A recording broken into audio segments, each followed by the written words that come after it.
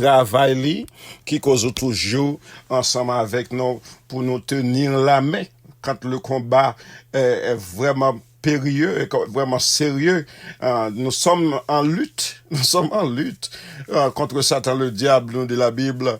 Et puis nous sommes ensemble pour nous capables d'avancer.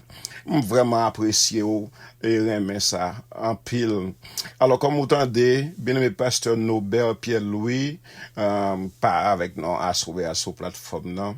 Nous connaissons des gars pile petit tourment, perdu un monde dans la famille, maman madame ni, et puis après ça il pas stable dans Port-au-Prince toute zone c'est côté bandit prend a tiré l'église li pas en place en même temps so pas connaît est-ce qu'elle pas joindre accès pour capable monter sur plateforme là soir non plus tout pas compte que ça pour me dire mais chaque soir autant des très souvent nous dirigeants nous yo on rentre dans Somme 46, verset 1er.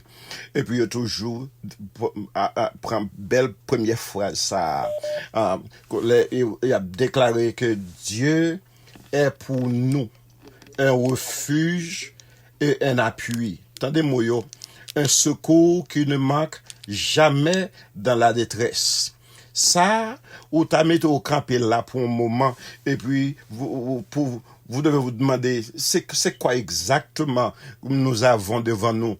Qu'est-ce que cela veut dire que Dieu est pour nous un refuge et un appui? Il y a une virgule là. Un refuge et un appui. Dieu n'est pas non seulement un refuge, mais il est aussi un appui. De plus, il est le secours. Le secours, c'est pas des secours, mais le seul secours qui ne manque jamais quand ça, dans la détresse. Monde toujours célébrer les bagailles bons, mais c'est pas dans la détresse, dans la tristesse, dans la maladie, toutes les formes de détresse. Et nous trouvons que ce Dieu-là est bon pour nous. Ce qui entend à dire, c'est que dans un monde aussi agité, rempli d'incertitudes, de guerres et de troubles personnels, le chrétien n'est pas exempt de défis. Le fait que nous sommes chrétiens, cela ne veut pas dire que nous n'allons pas être attaqués par des ennemis, que nous n'allons pas avoir des problèmes et des péripéties de la vie. Mais bien au contraire, Jésus lui-même nous a dit que nous rencontrerons des tribulations dans le monde, mais de prendre courage parce que nous sommes déjà des vainqueurs. Nous sommes plus que vainqueurs par celui qui nous a aimés, ce qu'il a déclaré lui-même dans Romains le chapitre 8. Toutefois, une promesse sûre demeure. Le secours de l'Éternel est notre garantie de paix. Le secours de l'Éternel, c'est la garantie des chrétiens. Ce n'est pas une paix fondée sur les circonstances, mais sur la présence fidèle et active de Dieu dans nos vies. C'est un bon sujet de choisir ce soir. Le secours de l'Éternel est la garantie de paix dans la vie du chrétien. Seigneur, nous te rendons gloire. Il y a quelques minutes qui nous restent dans le service de ce soir. Tes bien-aimés, tes enfants, et ceux qui sont aussi loin, qui nous écoutent. Nous sommes ensemble ce soir, prêts à entendre ce que vous avez à dire.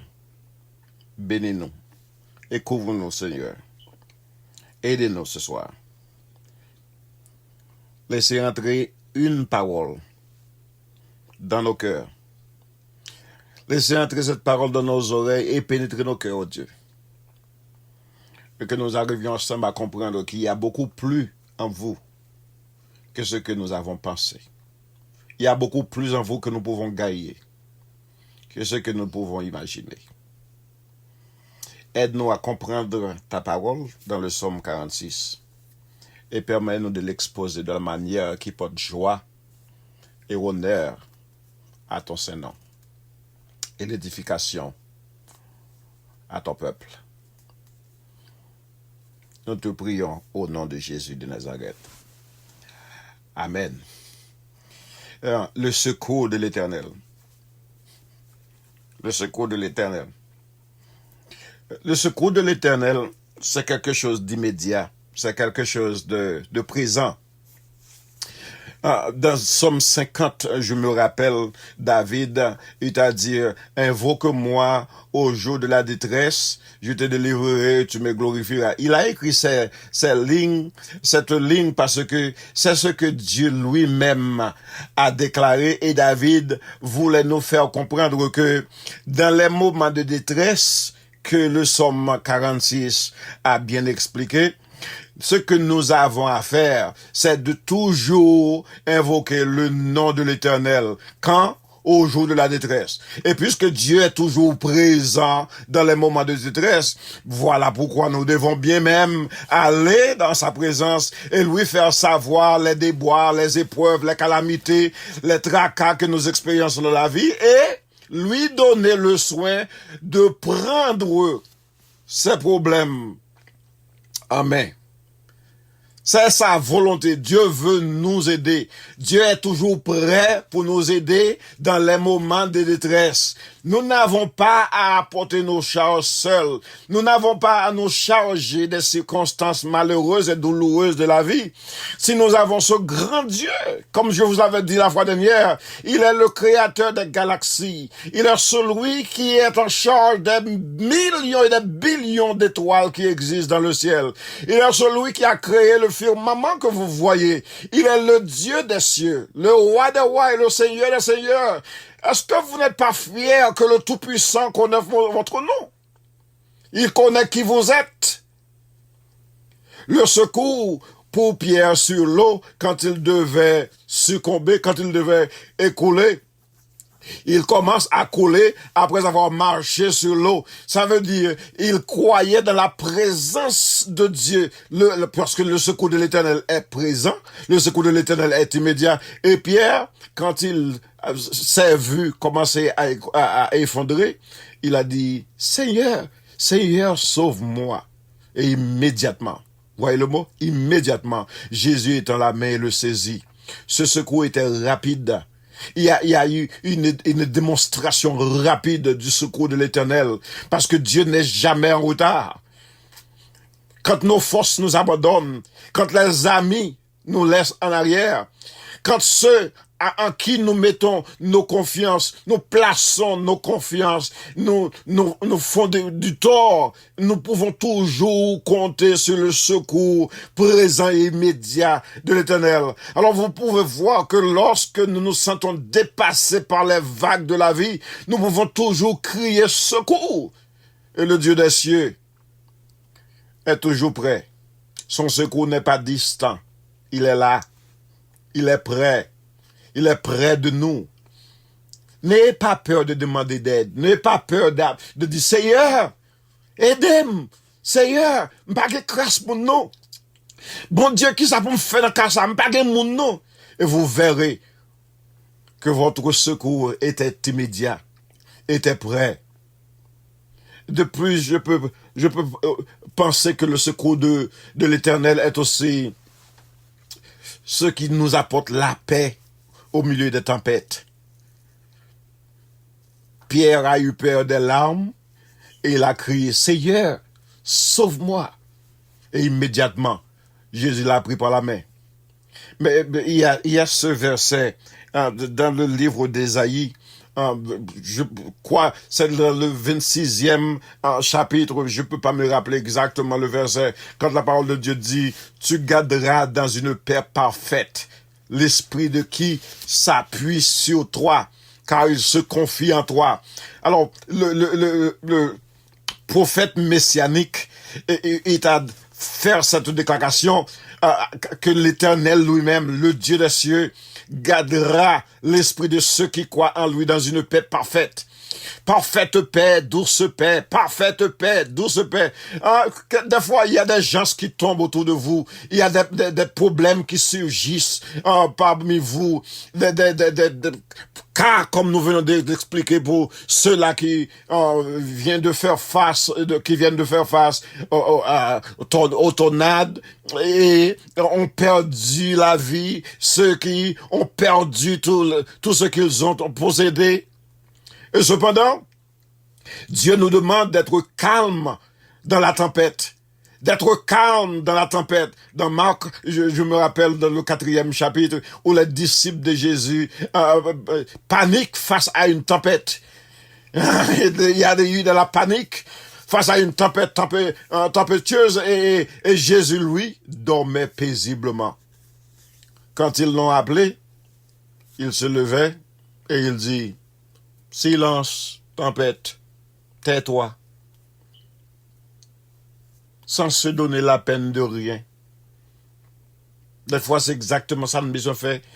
Si se prendrait l'amré pour tempête, si se prendrait l'amré pour maladie, si se prendrait l'amré pour tracas, si se prendrait l'amré, n'est que dit, ah, Jésus gagne contrôle ça. Ah, ti ennemi qui bat corps là, Jésus gagne contrôle. Ah, ti problème ça, Jésus occupe pas pour pour ça. Ah, maladie, pas première fois mon ap malade, Jésus gagne contrôle ça. Et pour faire silence. Vent cesser. La peine que tu gagnes, que tu as fait l'amour, il y a toute bagarre qui est en paix. Il y a une paix profonde. Il y a une paix, parfaite, comme la Bible dit, par la voix du prophète Ésaïe, que le Seigneur gardera dans une paix parfaite. C'est le secours de l'Éternel qui apporte cette paix. C'est le secours de l'Éternel au milieu des tempêtes de la vie. Tempête la vie par un vent, il pas obligé de tourner d'eau, il pas obligé de cyclone, mais il y a des bagailles qui arrivent dans le foyer où sont tempêtes liées, il y a des bagailles qui arrivent dans l'église où sont tempêtes liées, il y a des bagailles qui arrivent dans avec uns amours sont tempêtes liées, il y a des bagailles qui traverser quand ils viennent chez vous, bagailles ça yo faut perdre d'admiration, yo faut perdre du contrôle, yo faut perdre la paix, yo faut perdre en pile au dormi. Quelquefois, il y a des gens qui crient face à problème, ils font face avec lui. Et même si tempête la continue autour de vous, la paix de Dieu peut rayer en nous, si nous laissons le prendre le gouvernail. Ou quitter le prend contrôle bateau, dans mi-temps gros tempête sur la mer. Ou quitter le prend contrôle volant, dans mi-temps la pluie, dans mi-temps neige là.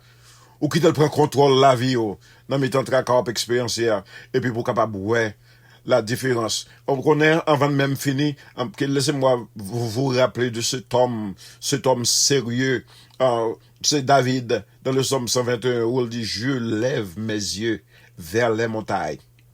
D'où me viendra le secours? Il y a un point d'interrogation. C'est une question posée. D'où me viendra le secours? Est-ce que pas un monde qui cherche secours de l'autre côté? Au lieu de chercher secours dans l'Éternel, il y aurait chercher secours l'homme, chercher secours amis, chercher secours. La Bible nous dit encore et encore que le secours de l'homme n'est que vanité. Mais si nous voulons faire des exploits, ça doit être avec Dieu. C'est Dieu qui gouverne, c'est Dieu qui est en charge, c'est Dieu qui vient nous secourir, c'est le secours de Dieu que nous devons chercher, car il est celui qui a créé le ciel et la terre. Tout ce qu'il renferme appartient à lui. C'est bon Dieu qui gagne, yo. Il est en contrôle. Je me souviens de cet homme-là, ce roi qui s'appelle Josaphat, le roi Josaphat, de 2 Chroniques, le chapitre 20. La Bible nous parle de l'armée de Juda face à ses ennemis. Et lorsque le roi Josaphat apprend que plusieurs nations viennent l'attaquer, il cherche l'Éternel. Ça pour faire. Les moun attaqué l'Éternel. Les ennemis levés contre l'Éternel. Les moun dou pas rien, l'Éternel. Les maladies divines contre l'Éternel. Ou gen bon Dieu, tout le monde d'accord, gen bon Dieu, tout le monde d'accord, observe bon Dieu. Pour qu'ils sont parés les âmes ça, pour retirer les âmes ça, dans le coin qu'on te place là, mettez le devant pour le bataille pour où? Au lieu pour serrer le non-coin. La brouiller. Dieu est près de ceux qui ont le cœur brisé. Il a pour le défendre. C'est ce qu'il veut faire. Et maintenant, la Bible dit que lorsque le roi Josaphat voit ces choses-là, ces attaques-là, ces ennemis-là, il a dit, nous ne savons que faire. Mais nos yeux sont sur toi. Et à l'Éternel de dire, c'est pas votre combat, c'est le mien. Et c'est ainsi, il commence à chanter et à adorer. Et Dieu met la confusion dans le rang des ennemis. La confusion, Dieu sait comment confondre les ennemis, mes amis. Bon Dieu, comment pour le confondre ennemis, pour le faire pas qu'à ouais devant, pour faire pas comme ça pour le faire. Tout ça essayer, rien pas marché. Tout le monde qui bat pour tout, il va jamais marcher. Car Dieu sait comment vaincre les ennemis. C'est la fidélité de Dieu. La fidélité n'est pas conditionnée. C'est pas par notre performance que Dieu nous aide.